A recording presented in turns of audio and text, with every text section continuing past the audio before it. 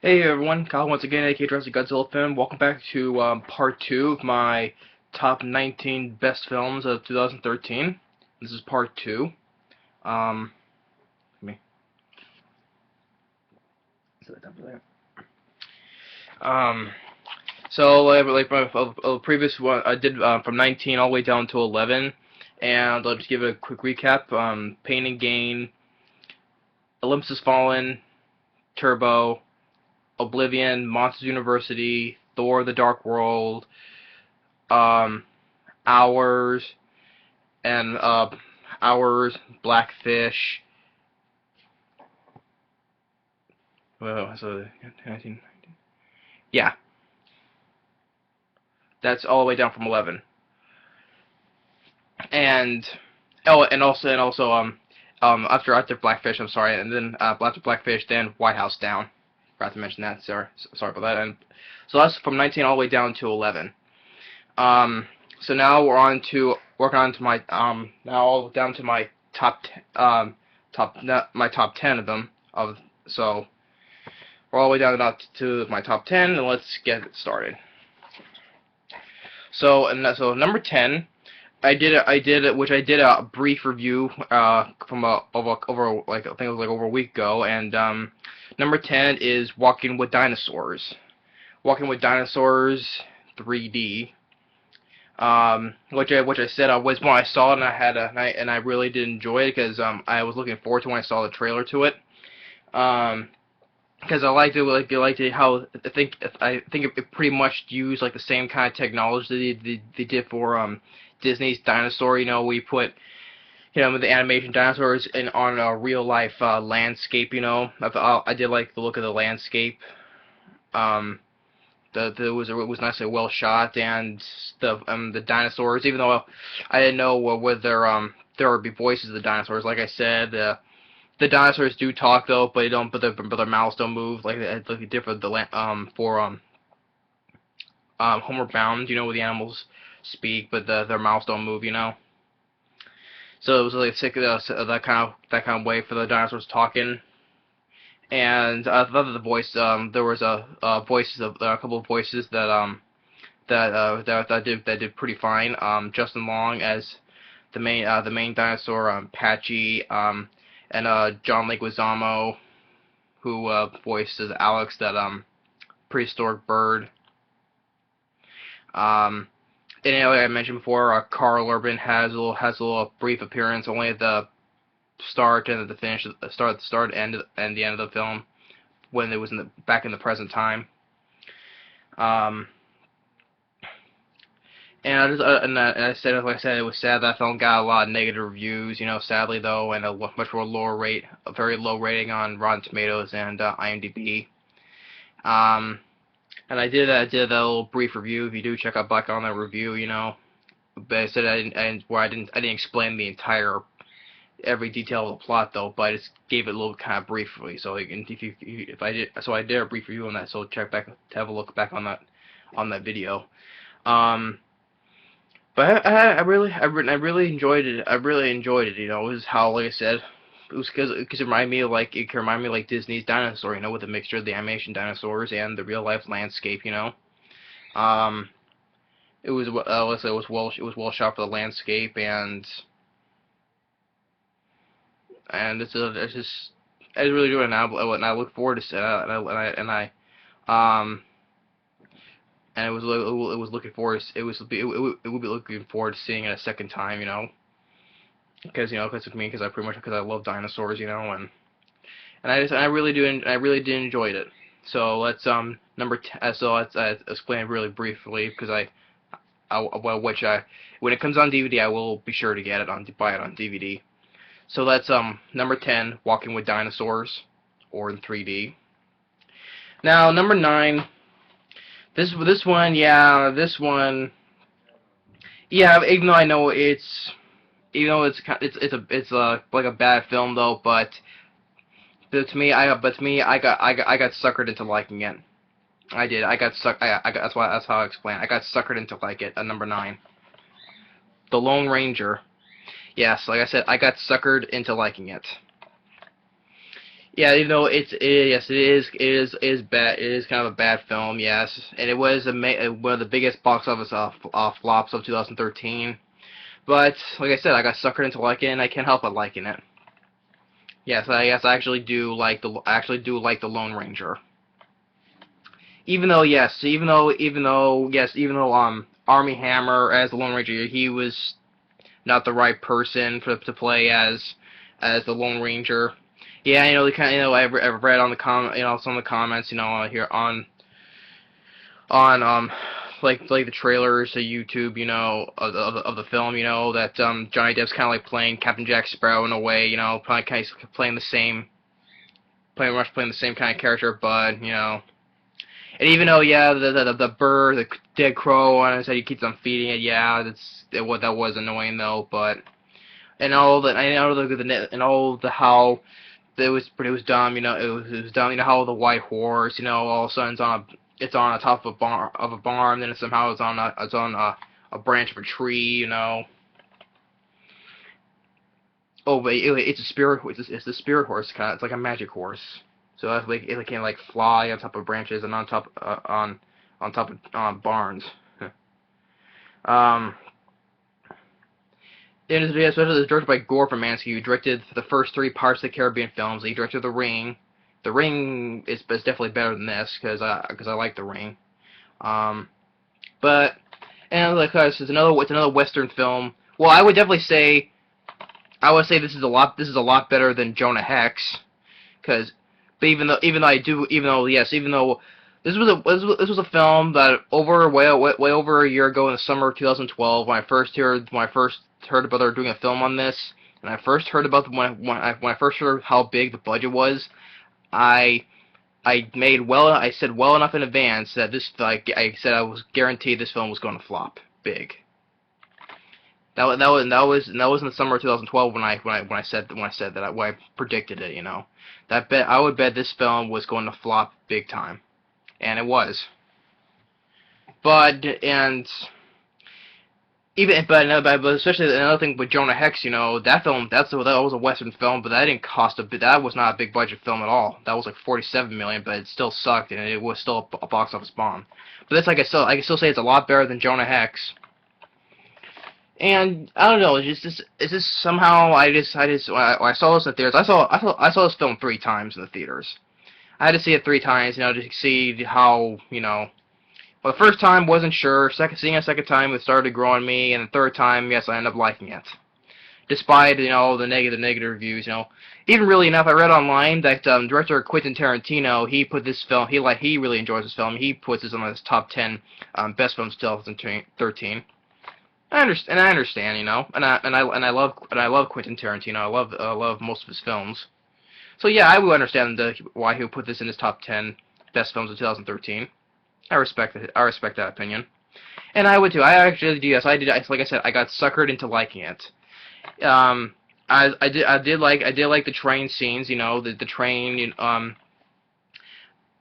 Of all the trailers, all the movie trailers I've seen, when I first saw the trailer to this movie trailer to this film, I watched a lot, and I still like watching the trailer to it.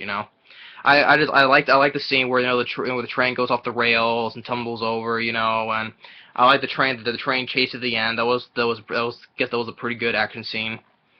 Even though Armie Hammer, he was definitely not the right person to play the Lone Ranger. Well, but what can I say though? Like I said, I can't help but like since I can't help but like it. I'll say he did okay though, even though yeah, he was doing a lot of idiot things though. But and Johnny Depp, yeah, I can't help but I can't help but like Johnny Depp in this though, even though he's kind of similar, playing the same character as Captain Jack Sparrow though. But yeah, I guess he did fine too, especially something very, with how his talk, his Indian talk, something very wrong with that horse. And and the other cast members, the bad guy, Butch Cavendish, played by William Fichtner, which I thought really enough.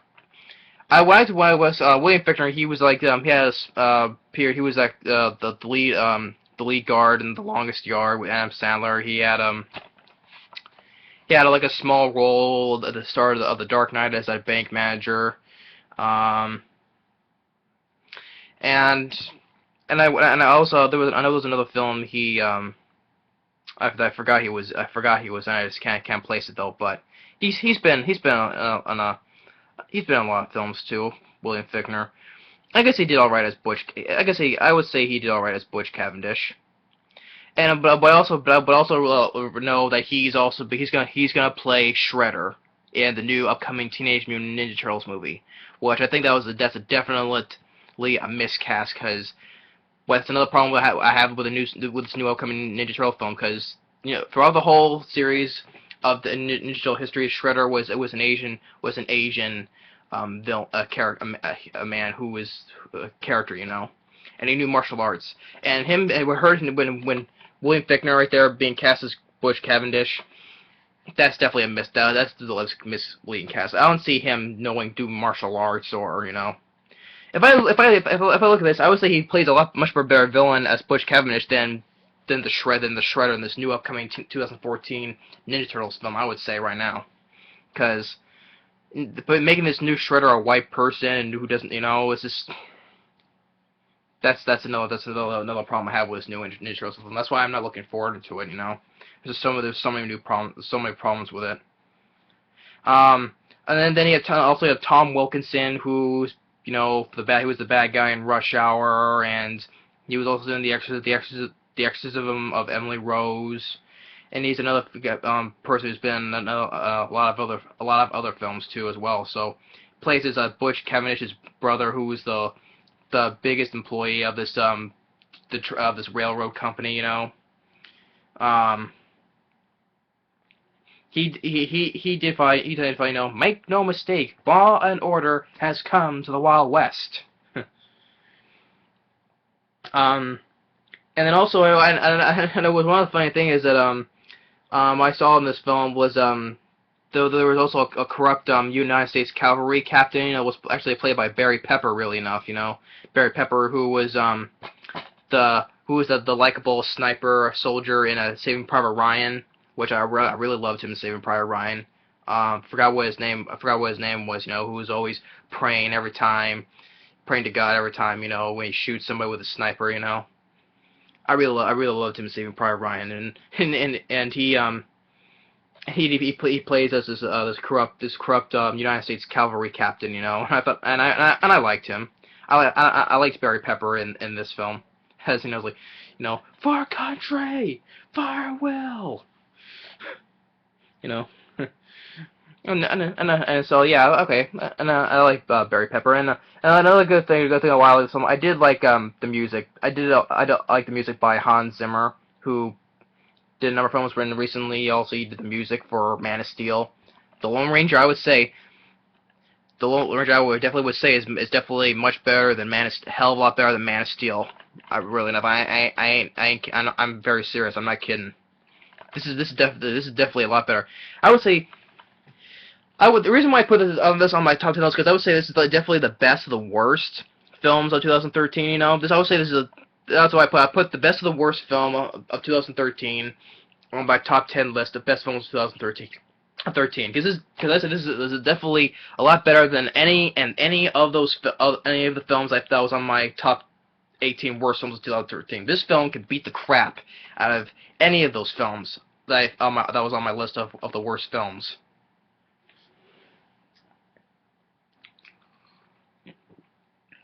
Hands down. Hell of a lot better than Man of Steel, hell of a lot better than the Wolverine or Iron Man 3, or R.I.P.D., G.I. Joe Retaliation, Machete Kills, or even better than Pacific Rim.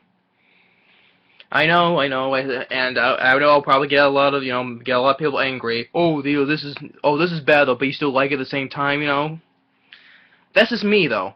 It's just it's that we have that weird feeling you can't help but like a bad film, Is that weird that kind of feeling, I said the same thing. I saw it 3 times and I got suckered into liking it. That's why I say this is definitely the best, the worst films of 2013. That's why it's number 9 on my top 10 of best films of 2013. So yeah, that's what I'm saying. And I said, I mentioned I like music by Hans Zimmer, especially at the end, the song you've heard, that song. And I also love that theme that was in the first trailer of the Lone Ranger. That. I have that song. I listen to that song all the time now, and I really like that song that was playing in the theme that was in the first trailer of the Lone Ranger. So yeah, that's why. So the Lone Ranger, yeah, even though it's 2.5 hours long, but like I said, I can't help but like it.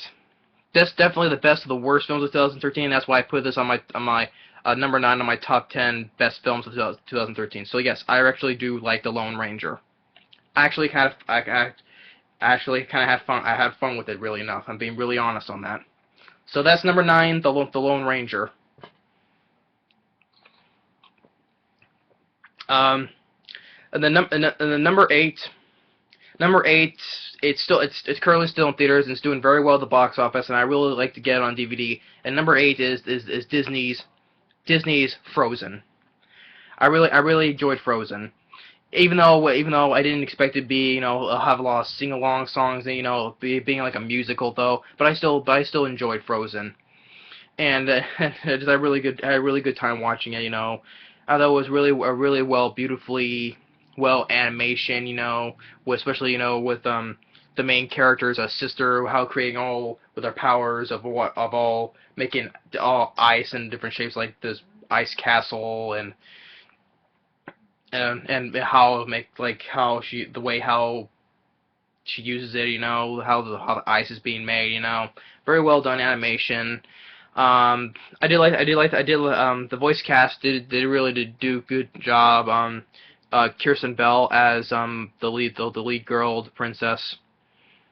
Um, and the other the rest of the cast, Kirsten Bell is pretty much the only familiar actress that's familiar to me though, but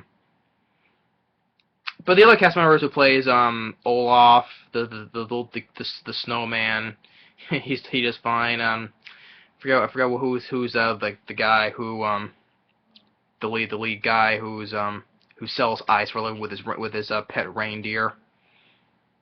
Forget what the guy's name, but he did fine as well. And it got critically acclaimed by critics. It deserves it at the end because it was a very well done animated film, and Disney they always do the best of well done animated films. And I enjoyed I enjoy Disney. I still do, Um, and as I said, it's doing very well. It's doing very well right now at the box office. It's like almost making over almost 500 million, and it deserves it. And I don't know more I can say though. Even though I will definitely buy it. I'll also definitely buy it on DVD when it comes out.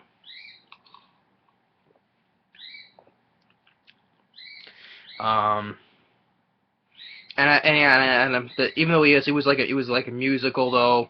I'm not the biggest fans of musical films though. But if it's singing in Disney films, I don't mind it.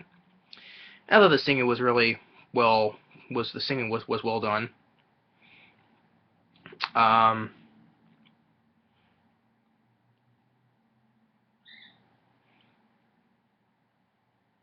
I'm pausing because I was thinking that well, I don't think I have anything else to say because I was pausing to think of anything else to say because this one is kind of brief because I only saw one, so.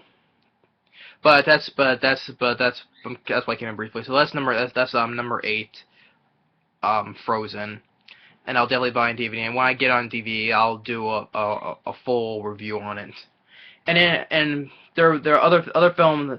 One thing I'll mention, even on my worst films, and here I'll do if I get all the other ones on DVD, which some of them I do have, but I haven't done reviews on those though, but one day I'll do full reviews on those, whether it be on the worst films or on my best films list. So, but That's a little brief one because like I said, I only saw Frozen once. So, but when I buy it, when I buy it, one day I'll buy it on DVD. I'll do a full review on it.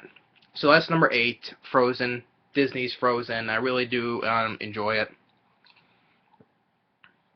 Um, then you get to number 7. Number 7 is what is Fast and Furious 6.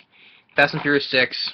I had really good time watching Fast and Furious 6. I enjoyed the previous film Fast 5, and I enjoyed Fast and Furious 6.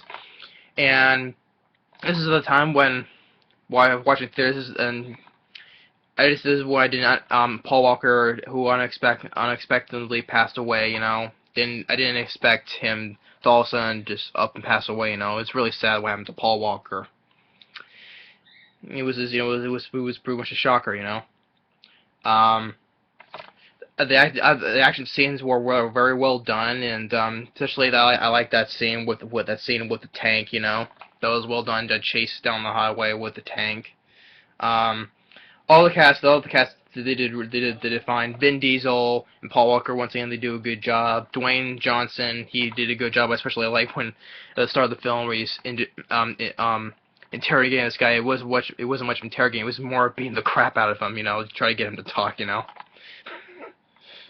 I just liked Dwayne Johnson. I liked him. I liked him in Fast 5 too. The rest of the cast, Tyrese Gibson, even Michelle Rodriguez, who supposed to thought who had died in Fast and Furious in the number 4. She comes back because she had no memory, but she had no memory though. She lost her memory. Even though Michelle Rodriguez, she still does fine. Other cast members, and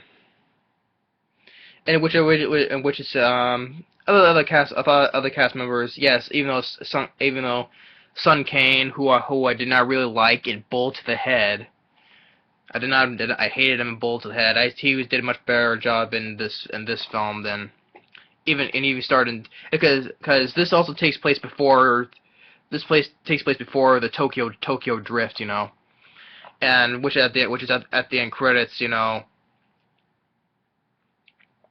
at the end credits, that's where he was racing in Tokyo, and he gets killed, and which actually sets up for the events of the next film, which the now delayed Fast and Furious 7, which is now was originally going to set to be released in 2014, but now it's released in April 2015. Sadly though, but which really enough, Jason Statham, he's a guy who's the older brother of the bad guy in this film, who wants his revenge for them killing his younger brother. He kills Sun King, he throws him that cross that Vin Diesel had, tells him, Dominic Toretto, you don't know me, you're about to. And I was looking forward to it, but all of a sudden, Paul Walker passed away, created a lot of problems for the new upcoming seventh film. Even though part of me, yes, wonders, yeah, they probably to Paul Walker's memory they should cancel it though, but they're still doing it anyway. I read online that Paul Walker has a younger brother, and he's gonna be a part of it, and they're gonna CGI his face look like Paul Walker's. I don't know. It's just if I read online it's true though. If it is, then it's like that's not gonna work. Even though they're gonna use Paul Walker's his scenes working on the film before he passed away, they're still gonna use his scenes in it. And it's just sad though. But I really enjoyed Fast and Furious 6 and I enjoyed the previous film Fast 5, and that's why I was looking forward to it. And I enjoyed Fast and Furious 6, and I'm glad I saw it. And this Paul Walker not passing away makes me want to like the film even more, even though Paul Walker, he didn't have much more to do than the previous film, but I still like Paul Walker in this film, and he still did fine. The rest of the cast members, they did fine. The highest octane action yet. That's what they said, but one of the previous ones has high octane action, but this is like the best high octane action yet in the franchise.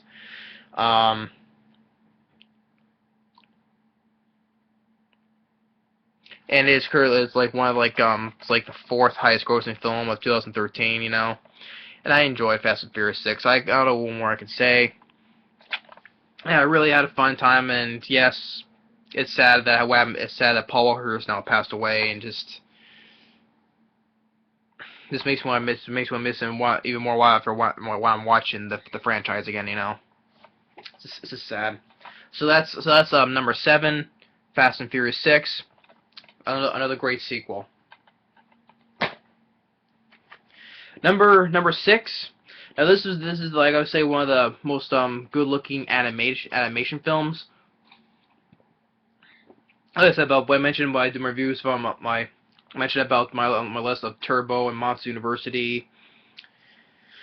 Before there was one anime film that I really did enjoy.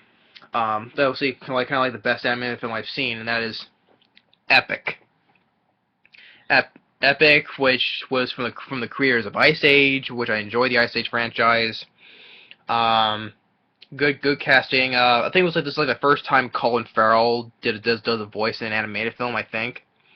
As the leader of the Leafmen soldiers, and Josh Hutcherson, who also plays one of the soldiers, who's now stars in the Hunger Games and the Journey films, Amanda Seyfried, Christoph Waltz, who won the Academy, I think it was won a Golden Globe or an Oscar for his performance in Django Unchained.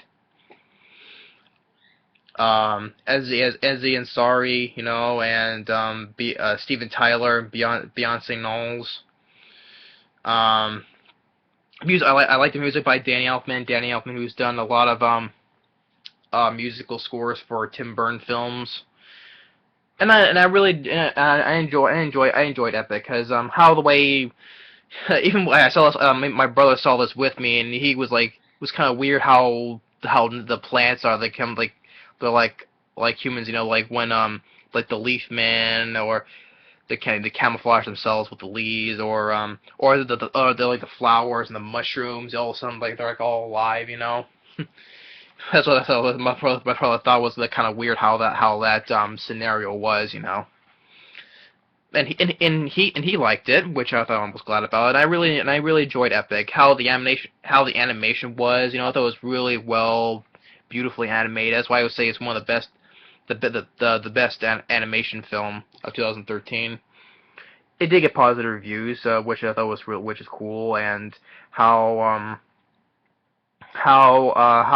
the girl MK, she got shrunk, she got shrunk down to the people size, because her father was obsessed with finding these people, and she thought he was crazy, until she finds out for herself that he wasn't crazy after all.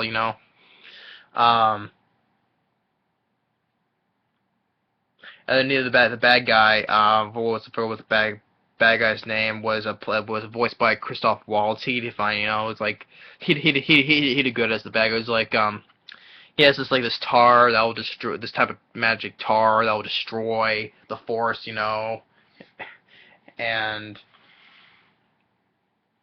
he always, as he's tearing down stuff, he has attack on the Queen, that was voiced by Beyonce. I was like telling his son, is like, you need patience, my son. The forest was not grown in a day. or because he has like a skin, like a skin of a bat on him, and his son has used like a rat skin, and he's like, you look good in rat, makes you look slimmer. And other voice casting, Josh Hutcherson, Colin Farrell. Colin Farrell as oh god, I just say when I forget the names. He has as the lead soldier of the Leaf Man. He's like, telling Queen Tara, who was voiced by Beyonce Knowles, why doesn't he ever smile? Until by the end of the film, when he does, he's like, there's that smile. And I really enjoyed seeing Epic. It was really wonderful seeing how the animation was in this film, and it was a box office success, which I'm glad about. And if they do make a sequel, I hope they do, because I will look forward to seeing a sequel to Epic. It's definitely worth. It's definitely I can see worthy enough of getting a sequel. Like well from 20th Century Animation. From 20th Century Fox Animation. Well, they're already doing a sequel to Rio 2, which I also am looking forward to seeing because I like the first Rio film.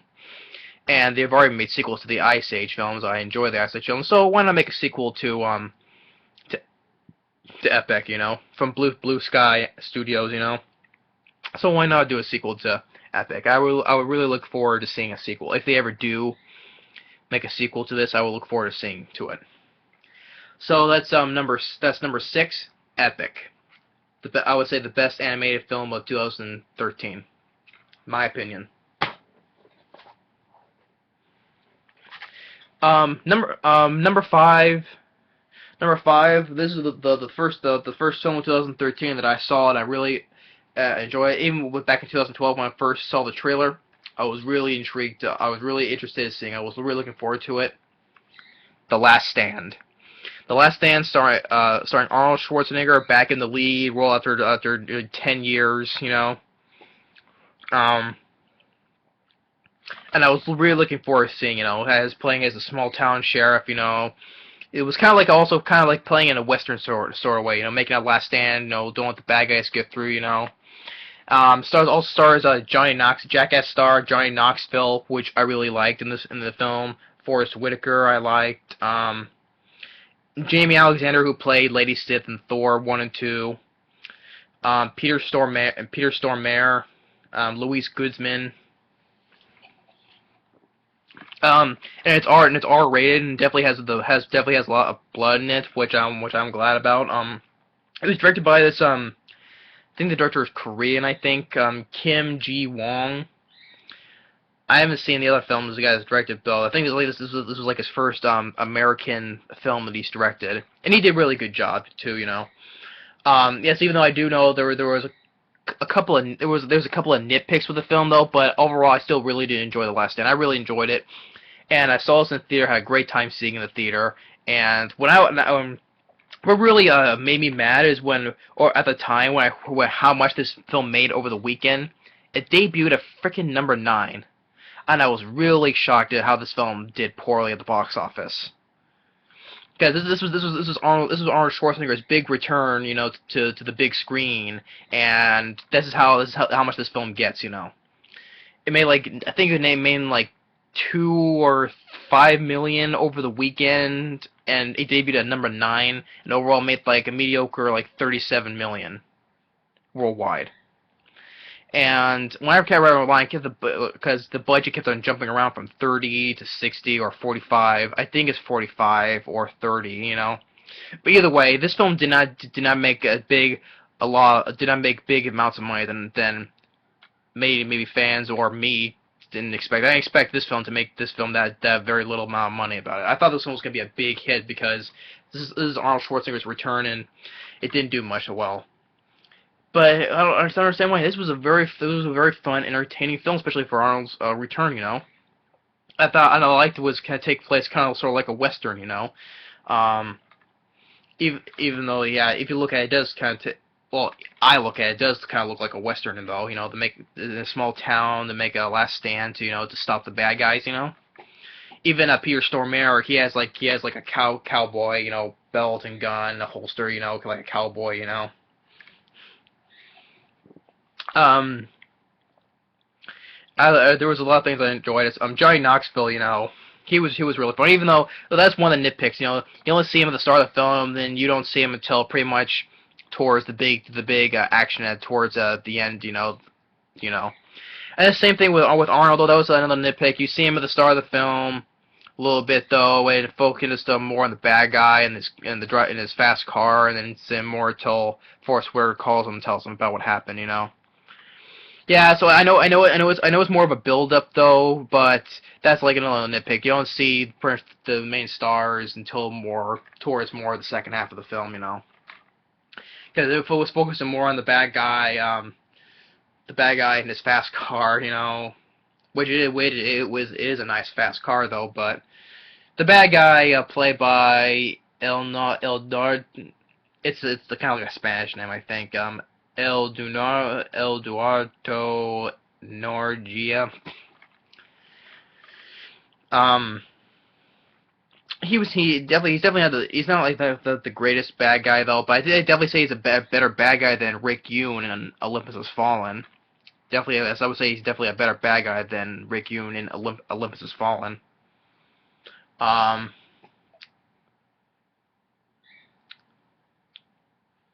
there was a lot of scenes that I liked, especially more in the second half. You know, when they give they give the kick off with a big action scene. You know, when um Louis Goodsman he's holding down the street. You know, while waiting for them. You know, and then when they get a rocket launcher blow up a car. You know, flips over, and you see nothing but his hat, and then he picks up his hat, and all of a sudden he comes out with a freaking Tommy gun, starts shooting at everybody.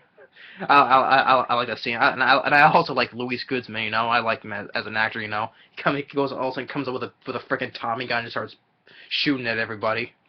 Even though that was his only moment, and he gets shot though. Even though he is still alive though, but that was the only thing he did though. Sadly though. But it's like I like when he just comes up with a freaking Tommy gun and starts shooting everybody. Then Johnny Knoxville, you know, he was literally before the big action happened, you know, cuts down like this power light and all of a sudden just hangs out, you know, starts getting on top of the light pole, starts pushing it down, so it may cause it to fall, you know. Of course, he's a Jackass star, you know, and of course if you think he didn't do that stunt on his own, he needs a stunt director, then what else has done stuff he's been doing in the Jackass films? If he needs a stunt double, you know. But I know that Johnny Knoxville, that I'm very sure he did that stunt on his own, you know, falling down on a street pole.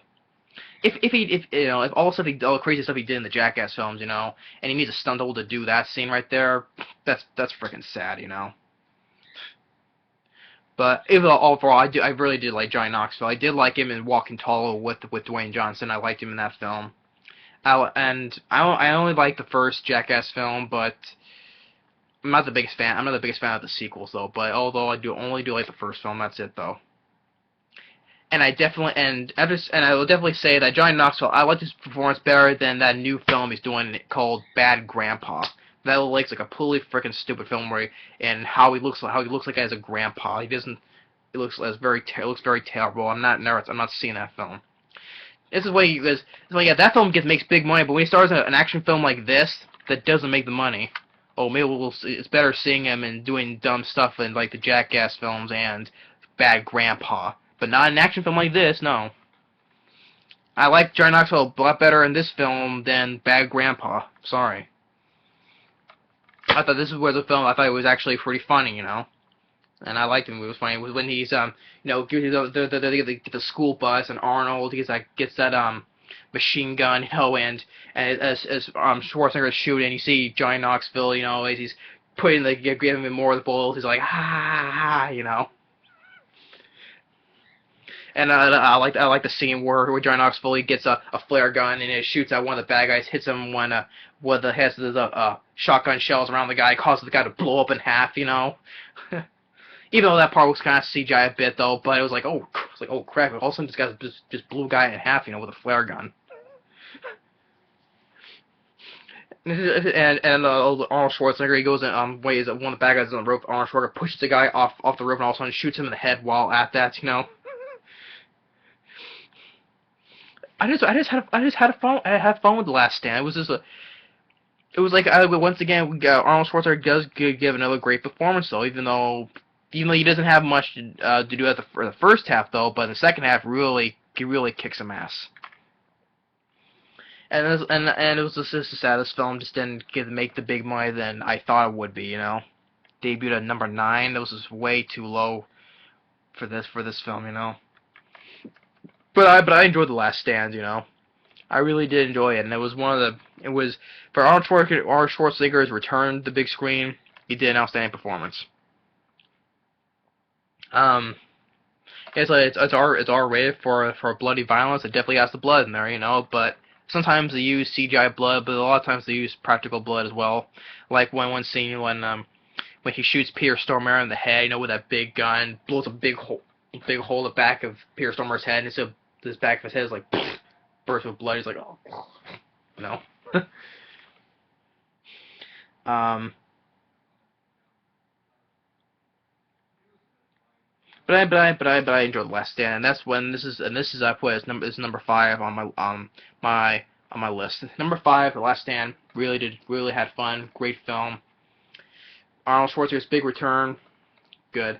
But I do I like him better in The Last Stand than Escape Plan though. Even though Schwarzenegger was pretty much the best part in the best part in Escape Plan, he did have a lot of funny and good moments in Escape Plan though. But definitely I like him better than in The Last Stand more than Escape Plan, sadly though. But that's number 5, The Last Stand.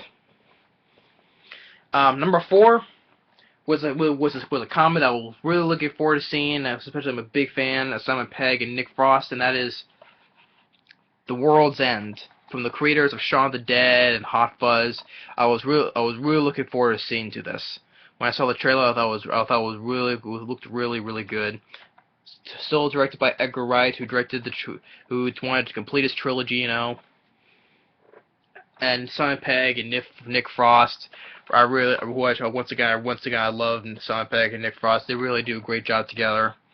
If I had the trilogy, in order of the trilogy, I would pick number 1 would still be Hot Fuzz. Then I put this in number 2. Then sorry, number 1 is still Shaun of the Dead. Then I put this with World's End number 2. Then number 3 Hot Fuzz.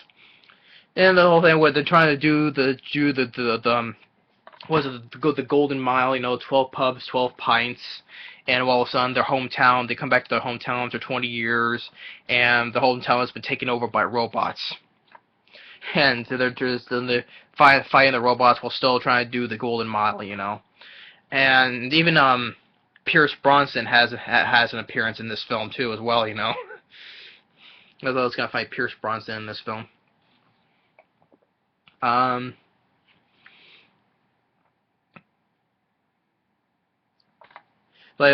just had a lot of fun with this. All three of Edgar Wright's trilogy films was all critically acclaimed and all got praised by critics, you know. And I read in the newspapers when the first film came out, you know. Peter Jackson, director of the Lord of the Rings trilogy and Hobbit trilogy, he liked this film. Robert Downey Jr. enjoyed this film, you know, really enough. A lot of people, even actors and directors, really like this film. Especially and Martin Freeman, this guy here, who's been starring in the Hobbit trilogy recently, you know. And also starring is Ramonza Pike, you know, who starred in Doom and the Wrath of the Titans and Jack Reacher. All the cast does a really good job. I love Simon Pegg and I love Nick Frost. And I was like how Nick Frost, you know, he's like he's telling him, you know, to stop this, you know, because going towards the end, he knows, like, you know, he's like running and because early in the film, one of the robot girls, you know, swallowed his wedding ring. It is like, you know, yeah, and it goes and punches through the robot's stomach and takes back his wedding ring, you know. Says cheers. And also in the fight in the bathroom, all 5 of them fight in the bathroom, you know. I just have fun. It's with Simon Pegg and Nick Frost, where they're just really great. Which is all. So look on the back of the reviews in the back here from Rolling Stone. It'll knock you on your ass from laughing. I was really laughing. And Entertainment Weekly calling it hilarious. Time Out New York gave it 5 stars. 5 stars. There's hardly ever films I ever see that's ever been given 5 stars. Well, Jacob's Ladder that was given 5 stars, and I love Jacob's Ladder. This film deserves 5. I would definitely give this film 5 stars. I really enjoyed The World's End, you know. Because I love Edgar Wright, you know, who directed his trilogy, Shaun of the Dead, Hot Fuzz, and then this film. I enjoyed the entire trilogy. I'm glad that, you know, all three films get the praise, you know. Um,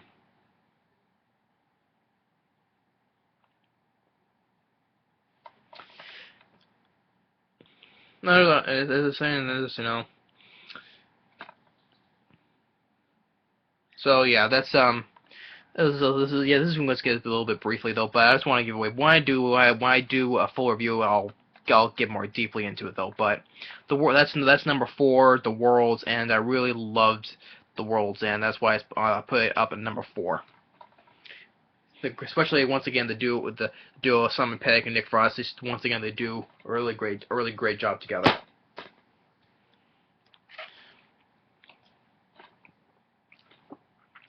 Number 3. This one I did a review. I really did. Already did a review on, and this one I said I wasn't sure. I wasn't sure about when I saw it in theater, but when I bought it on DVD, I really did enjoy it, and that is World War Z. World War Z. I really do love World War Z. Actually, I'm glad I bought the DVD, and I'm really glad. Even though I saw it in theater, I wasn't sure. I wish I glad I said I really enjoyed when I saw it in the theater, but I do enjoy when I bought the DVD though. Which is directed by Mark Forster, who directed Quantum of Solace, the James Bond film, starring Brad Pitt, and Brad Pitt I think really did a good job in this film. Um, and it was I thought it was a really well, even though it was based on the book of the same name. I don't think that this film did look like it didn't have any reference to the book at all though, but I still enjoyed the film.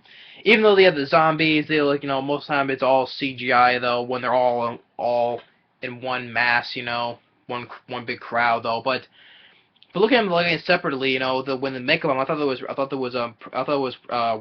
really well done mega effects when you see close-ups of them one at a time, you know. Um, I did like the ideas, you know, when the zombies they don't attack sick people, you know, they'll just go right around them. I like that and I like the idea where they're using the camouflage, you know, to blend in, to make themselves technically make themselves sick, so that way that the zombies don't attack them. Um, and I know, like I said, I already did a review on this, so if you feel free to check back on the video. I already did a review on that. And this film was originally on the list of the best on the highest grossing films of 2013, but it's no longer on there, sadly though.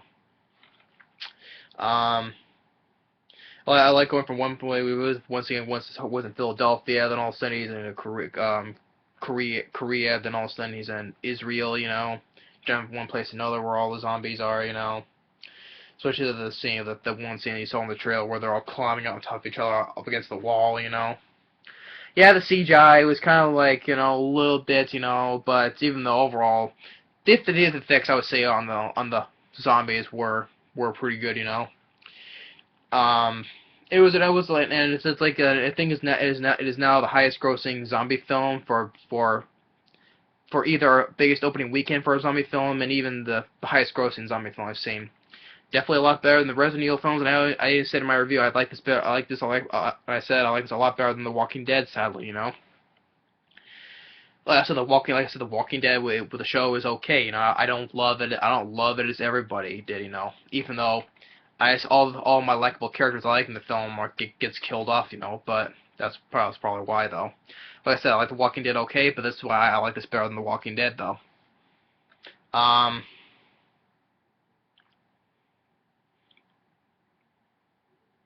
Even though this film had a lot of how to rewrite, you know, how to redo a lot of things, you know, had to redo on a lot of things, rewriting, you know, but that didn't bother me though. I thought it looked all right as it how the plot went as it is.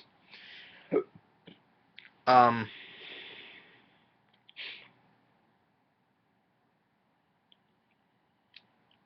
And just, you know, it's a thrilling, epic, and spectacular from Entertainment Weekly, and Access Hollywood, riveting, intense, smart, and beyond exciting. And I'll agree to that. I thought this film was exciting, and they are gonna do a sequel. At first, they were not going to, but then it's been put back in development, and they are going to continue doing a sequel. And I will say I will really look forward to seeing a sequel to this. It's really nice, and I thought it was a really good. Once I don't know, I would say, well, how would I say this? Yeah, I would say this would be like the best horror film I would say of this year. You know, definitely a lot better than the horror films of this year. You know, which all sucked. Although I do wonder, yeah, when I watched the best films of 2013 by Rambo Rap for Life, though, he said this is more it looks more like an action film. Maybe that's understandable, but to me, you know, when I think of zombies, it's a horror film though. So yeah, I would do understand this does look more like an action film, but I just can't, but I would still say though it's still a horror film. You know, if it's zombies, it equals horror film. You know, for me though personally, because zombies have always been a part of horror franchise, and especially for this, you know, for a big budget zombie film, really did a good job. And yes, I do understand if he says if it's an action film, I understand that. I respect that opinion, but I still say it's still, I would still call it a horror film. It definitely the budget was there. It was $190 million budget, and it was really well used. I could definitely see the budget on that on the screen. Unlike R.I.P.D., which cost about $130 million, and I did not see that on the screen whatsoever. This, though, the budget was there, and I definitely saw this on the screen. Insane, isn't it? So yes, so that's World War Z. I really did enjoy it. So I would say it is the best horror film I would say I've seen this year. Definitely better than the Resident Evil films. I would definitely say better than The Walking Dead. No, sadly though. And I really enjoyed Brad Pitt. The other cast members that did really good. You know, I did like you know who played his wife, who did good. David Morse has a small role as a prisoner though. He still did fine. And I also did like the girl who was of the Israel soldiers who was towards the third act of the film was with Brad Pitt. You know, who he cut his hand. One of the things is it's PG-13 though, but like when like I said, the girl who that he was with, you know, he cut her hand off, even though you don't see it, you don't see no blood though, because it's PG-13. That's another one of the complaints I have. I wish they would have made this film R-rated. But that girl who was that soldier girl who was with Brad Pitt more towards the end at the end of the film, I liked her. She did good. And I like I also like the idea when he wraps like magazines and stuff like that around the arms so that when the zombies try to bite you, they can't. Honestly I never saw that being done in any other zombie films before. You know, when they wrap stuff up to protect themselves from getting bit. You know, I never saw that. I never saw that in other zombie films though. So it's like the first time I ever seen them do this in a zombie film. So I did like the idea when they finally put that that idea in. You know. And I like that. And like I said, I like the idea about, you know, the zombies don't attack sick people, and the idea of making the camouflage themselves around the zombies, you know. And I did like the idea where in the Brad Pitt, you know, he goes and injects himself, you know, tests it on himself, you know. And it finally does work. They finally go past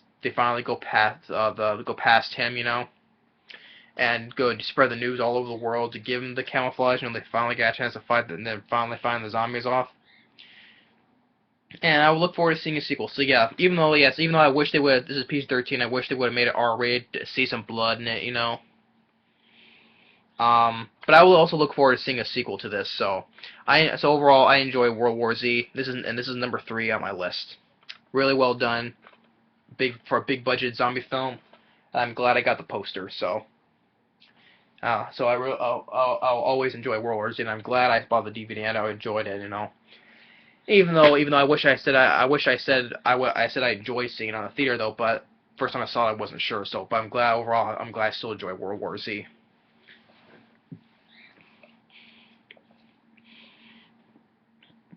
Now the next two films for number two and number one. Um, the first film, this film I saw earlier in the year. I thought this was gonna be my number one film of 2013, but then this film, when I saw this film, I was I really loved it. How it was, I thought this was gonna be my number one film of 2013. But then for the first one that I mentioned, when I finally when I got the DVD again, um, this made me go off and on whether this film or the other film would be number two or number one. So I can still switch them around though, but I'll just say it for the video. So number two is Gravity. Gravity, yes, this is one of the films I would in this other film I would switch to be number one, number two. I could put them both as number one though, but I just don't want to. I just don't want to do that though. But like I said, I can still switch, even though both these films deserve to be both number two or both number one though. But I'll just say it. But for now, I'll just say number two is Gravity.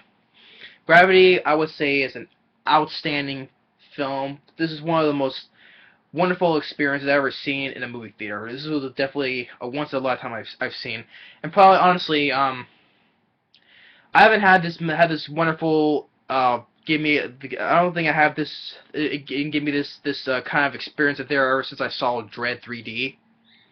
And I got the poster back there of Dread 3D. The poster's back there. But Dread, like the first time when I saw Dread 3D, it gave me like a sort of a thrill to it. When I saw Dread 3D, it gave me such a great experience.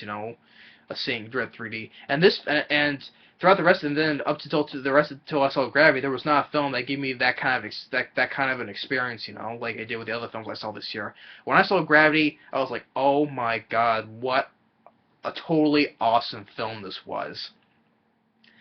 I loved how the way the film was shot. I swear it was like in 20 minutes of the film, I thought it looked like it was from the start to, from the stuff and then up to like 20 minutes or so. It was like all in one shot. All in one shot. I thought it was, and especially how it was well done, outstanding. Sandra Bullock was an outstanding performance. George Clooney I really did like. And even the voice of Mission Control was the voice of Mission Control, there was really enough that was Ed Harris on as the voice of Mission Control. Even though he didn't have that much to say in the film, I liked Ed Harris as the voice of Mission Control. But Sandra Bullock, outstanding performance. She did I would say she gave the best performance of her career. George Clooney, I really did enjoy. The special effects were really well done, awesome. I liked how the premise where when I saw this, when also Sandra Bullock, she was, moving around through space, like how the stuff on the station exploded, she was like all panicking, moving around and such. I swear, I felt I would put myself in that same position. I was really, it was really breathtaking, I would say. I'll say till if I never seen a film like this, I wouldn't say that there will be another film in the future that will give me this same wonderful experience that I've had seeing it. And it's also sad because my brother saw this film with me, and he says he did not like it. I don't understand why. That's his opinion though, but I'll never get what goes through my brother's mind. I'll never get it because maybe part of me thinks I think he just does it on purpose though, but I'll never get why he does not like Gravity. Oh, because it's in space and that's all he can do. It was boring. That's just my brother though. That's just him being him. But I loved Gravity. I never had such a wonderful experience I've ever seen. And the film didn't even look like it cost the film didn't look like it cost $100 million though. But evidently it did though. But the film became a big hit. It was number one for 3 weeks in a row. It deserves to be number one for 3 weeks in a row, and it is now one like the number 6 and number 7 of the highest grossing films of 2013, and it deserves to be on the highest grossing films list of this year, because I think it's like made over close to I would say close to currently has made over 660 some or 50 some million worldwide, and it became an outstanding big hit. And I didn't expect that film to be a big hit, but I'm glad. I'm glad it became a big hit. I really did enjoy it. I don't know. And it was critically acclaimed as well. And it deserves to get all that praise. And it has a 98, a 98, I think, percent on Rotten Tomatoes. It deserves it. It has a very high rating on IMDb. It deserves it. It deserves everything.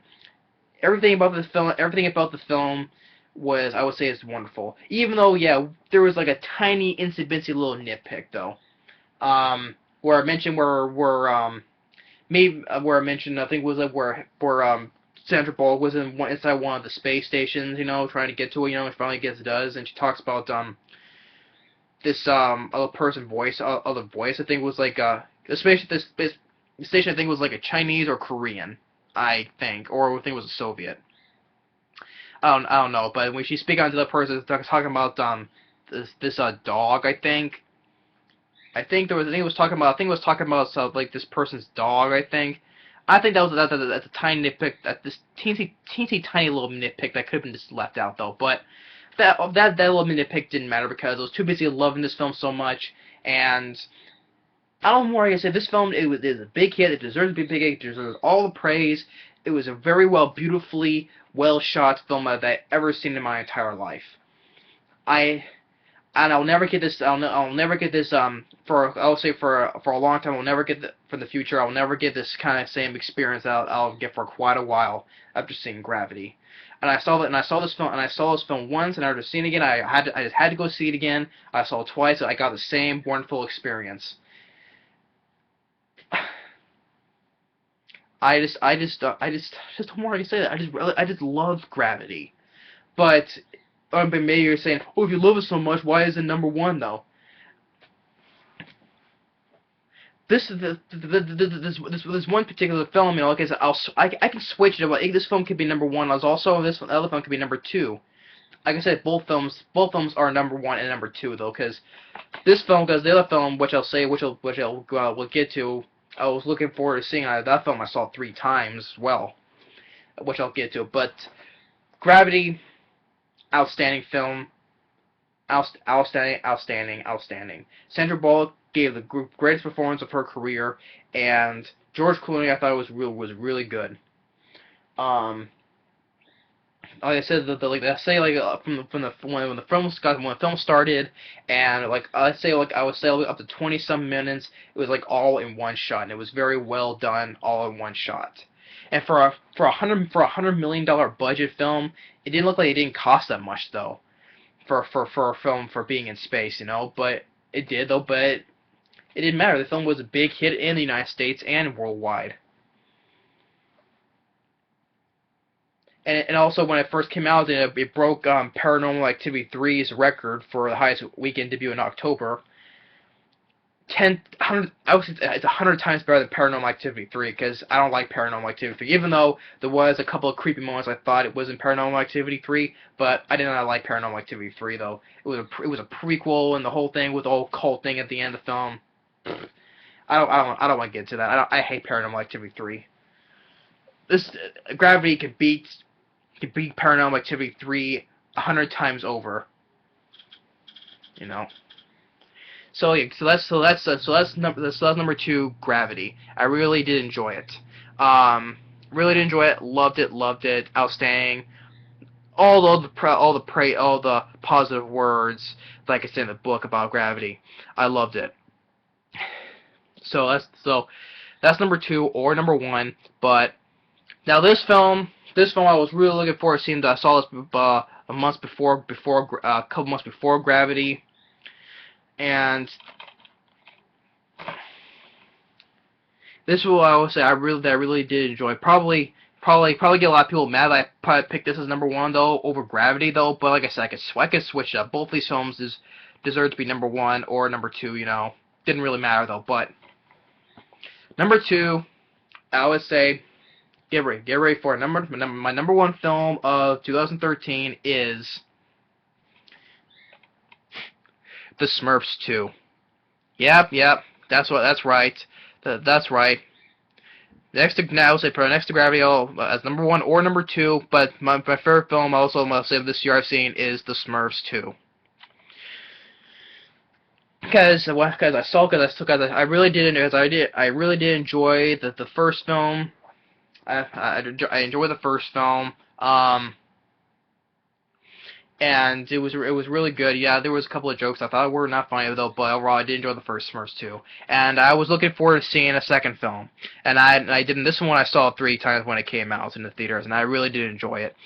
Now one of the main reasons why I loved this film, because Jonathan Winters, who played Papa Smurf in number 1, number 2, who sadly passed away. Now Jonathan Winters was a very funny actor, and he's a guy that I grew up with.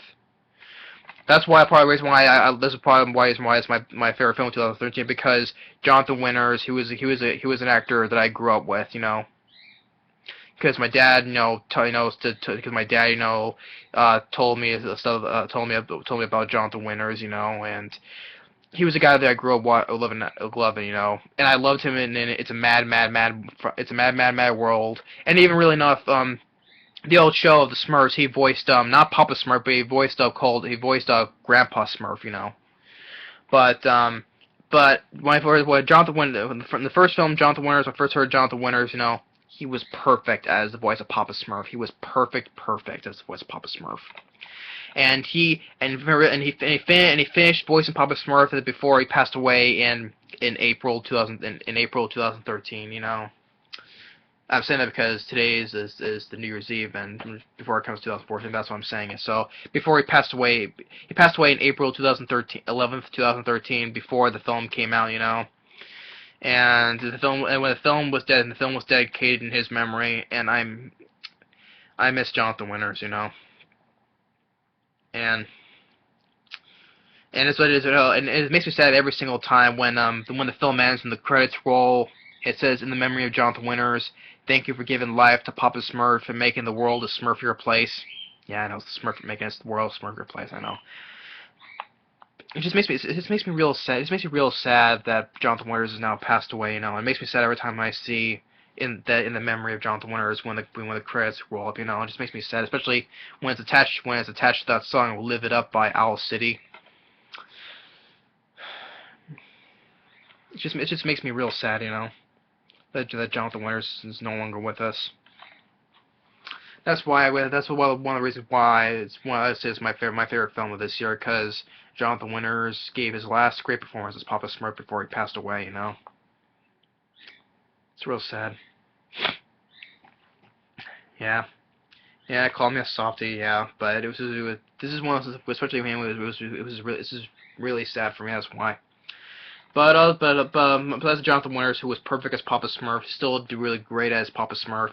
The other voice actors, Katy Perry, singer Katy Perry. I really liked her in the first film, and she still did fine. She still did really good as Smurfette. George Lopez, yes, you know, maybe a lot of people say he was the wrong voice of Grouchy, but I like George Lopez. I thought he still did good as Grouchy in the first and this film, you know. Anton Yelchin as Clumsy, he still did really good as Clumsy. Although on the front of this cover here, Brainy here. He was not the main star of the film. He was with the first film, you know. But if you look at the poster, all the other Smurfs are here except for Brainy. He was supposed to be Grouchy right there, you know. But I don't know why they put Brainy on there. It should have been Grouchy though. But they put Brainy and Gutsy aside, so they put so they gave Vanity, you know. Vanity, who really loves his looks, you know, looks up in the mirror. They gave him this time the spotlight instead of Brainy and Gutsy, you know. And the guy who voiced John Oliver as Vanity, he still did really good, you know.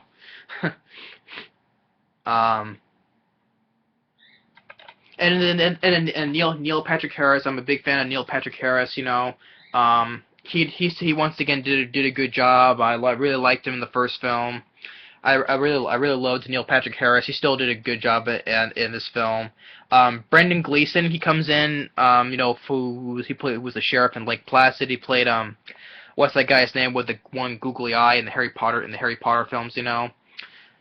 Um, I know he was also in 28 Days Later. He plays as Neil Patrick Harris, Patrick Winslow's stepfather. Yeah, even though he was like goofy at times, but other times, even though when Gargamel transformed into when he transformed into a duck, even though we got transformed into a duck, that was not the best CGI. That was not the best CGI when he got transformed into a duck, the CGI duck though. But I was liking this love this film so much that didn't really bother me though. Gemma Mays, who plays Patrick Winslow's wife, she still does good. And Hank Azaria as Gargamel, I really liked him in the first film as Gargamel, and he still did good as Gargamel in Smurfs 2. And also when he has Gargamel, he made two more Smurf-like characters called the Naughties, the Naughties, the female one, Bexy, is voiced by Christina Ricci. Christina Ricci, who was other films like Casper and among other films too. Well, she was in Wes Craven's Curse, which I didn't like though, but she's been in a lot of other films too though. But Christina, well, she's also a voice in Alpha and Omega too. When I liked her in it, and I liked her as a voice, of Bexy, the naughty. And the other guy who played Hackett of the naughty, Hackus, I think it was like J.B. Smooth, I think. I think that was the guy's name who voiced Hackus. J.B. Smooth, I think. I forgot how the guy's name is though, but I like the guy. He was alright. The guy as Hackus, naughty, he did fine.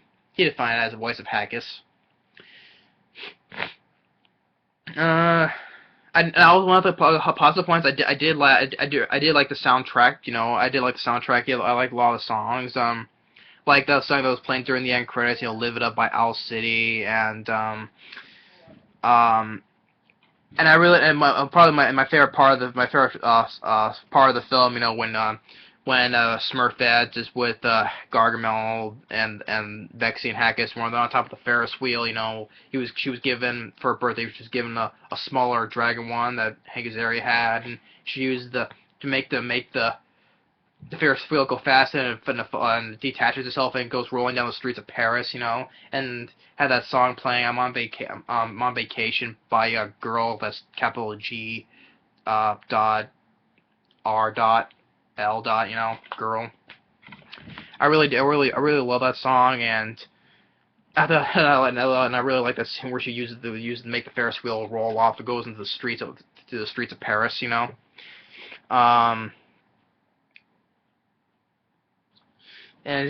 I really love the Smurfs too, and even though it made less money than the first film did, but it still made a lot of money. The first film made like over 500 million. This film made over 300 million though still. But yeah, and even though both films got very large negative reviews though, but I don't the best is the Crystal. But I like the Smurfs and um but and I really love the Smurfs too, and really enough that's why I have this here. If you can see, I got this at the theater. When they're advertising for a film, they have all different kinds of stands, for different films, And they have this at the theater. They have this at the theater. And they were just gonna throw that away, and I asked them if can I have it, and they said sure. And so I basically got that for free, The cube stands, if you can see.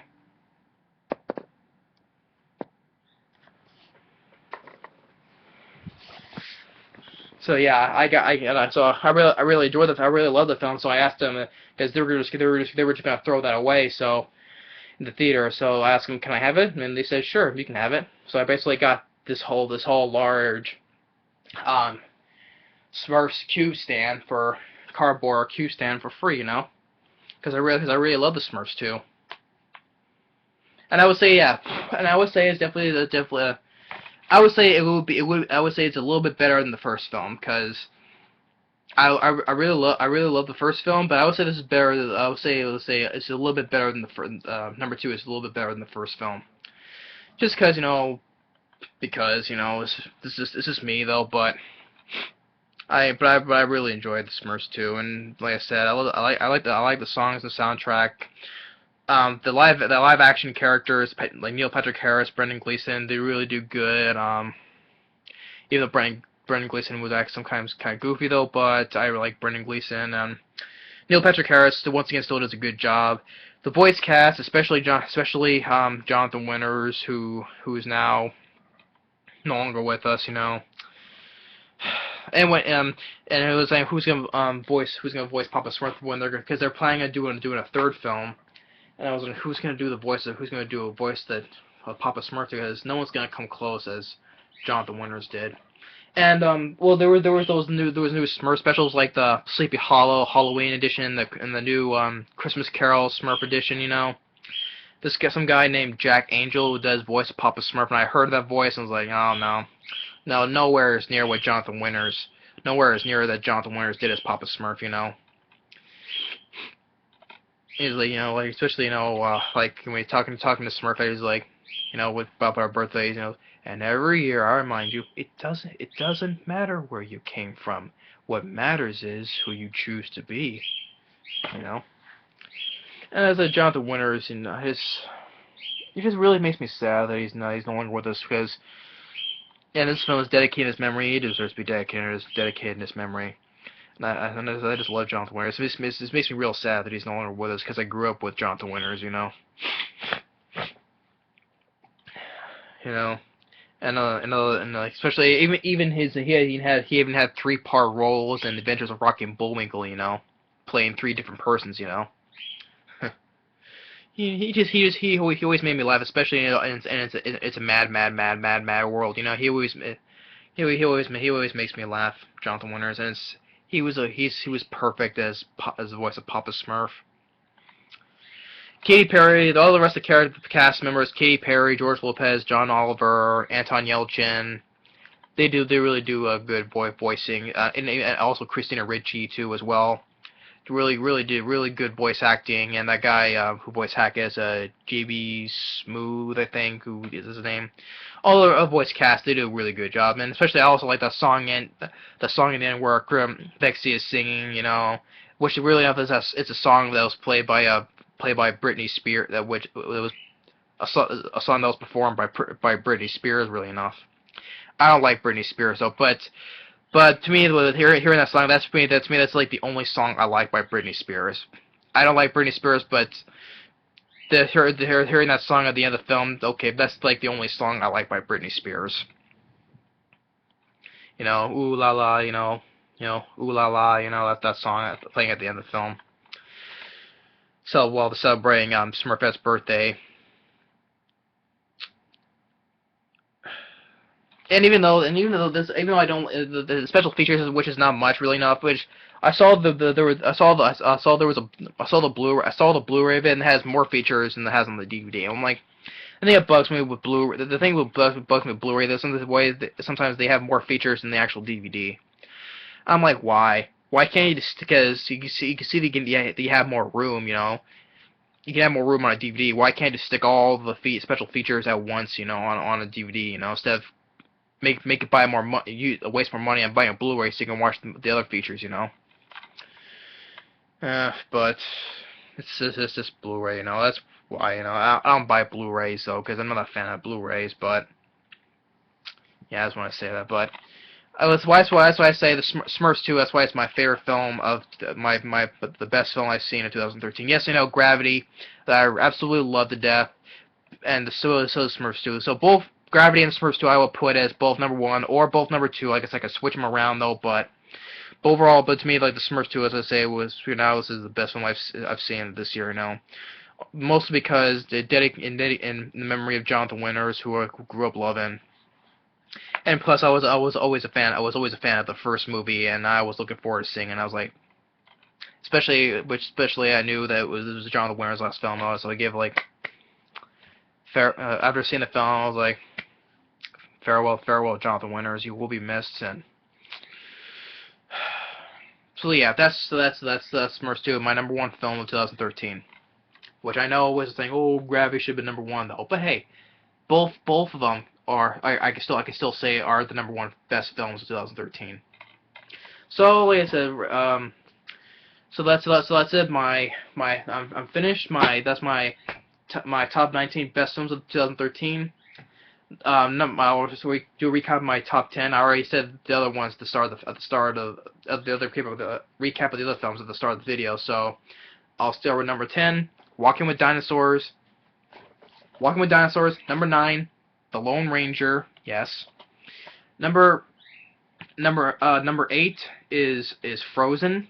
Number 7, Disney's Frozen. Number 7, Fast and Furious 6. Number 6, Epic. Number 5, The Last Stand. Number 4, The World's End. Number 3, World War Z. Number 2, Gravity, or number 1, Gravity, and number 1 or number 2, but number 1, The Smurfs 2.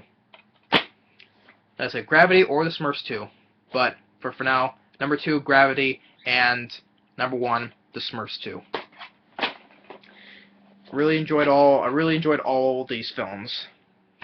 So that's it, and that's my top 19. Hope y'all best films of 2013. Hope you all enjoyed it. So please feel free to leave your comments down and see how you think. And don't forget to watch my 3 parts of the worst films of 2013. And so always say the best for last. So thanks for watching, and stay tuned for more. I'll see you all in 2014. Yeah, that joke. See you all in 2014, and have a happy New Year's to everyone. So thanks for watching, and take care, and Happy New Year's, and see you all in 2014. Later.